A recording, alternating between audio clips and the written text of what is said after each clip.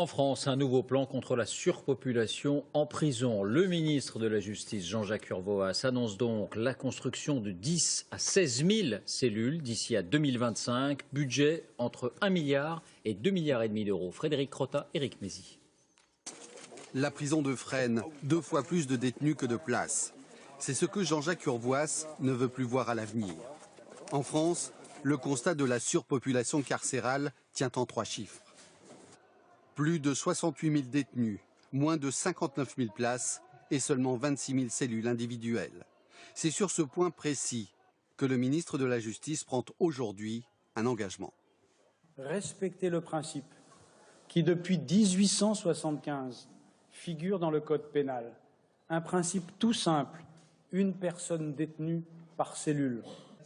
Pour y arriver, le plan Urvoas prévoit entre 10 000 et 16 000 cellules supplémentaires sur l'ensemble du territoire. L'objectif, en 2025, en avoir fini avec les prisons surpeuplées. Au sein de la magistrature, certains doutent que cela soit réaliste. La construction de places de prison aboutit toujours à ce que ces places soient remplies et que les prisons restent surpeuplées. Dès 2017, Jean-Jacques Urvoas réclame 1 milliard d'euros pour lancer des programmes de rénovation et de construction.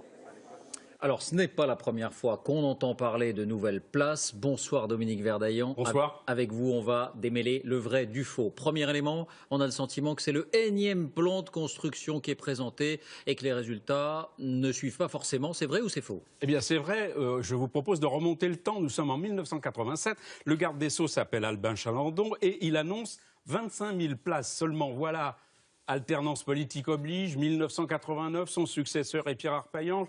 On a revu à la baisse, on ne parle plus que de 13 000 places, sauf que ça ne sera que 11 000 d'effectifs. Nous sommes maintenant en 1995. Pierre Méneury propose 4 000 places. Là encore, il ne sera question que de 2 730.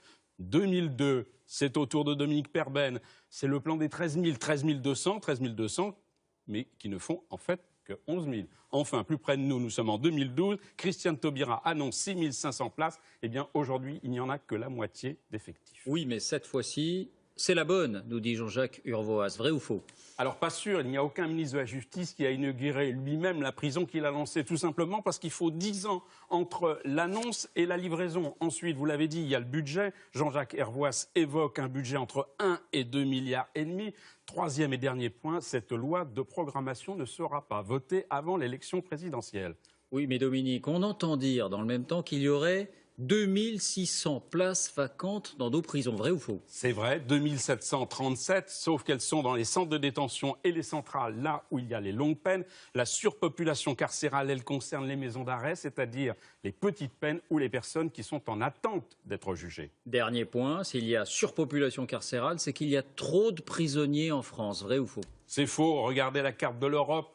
Les bons élèves, le Danemark, pour 100 000 habitants, 63 détenus. En Belgique, on est à 98. Nous, la France, nous sommes à peu près à 105.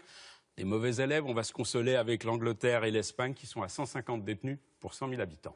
Merci Dominique.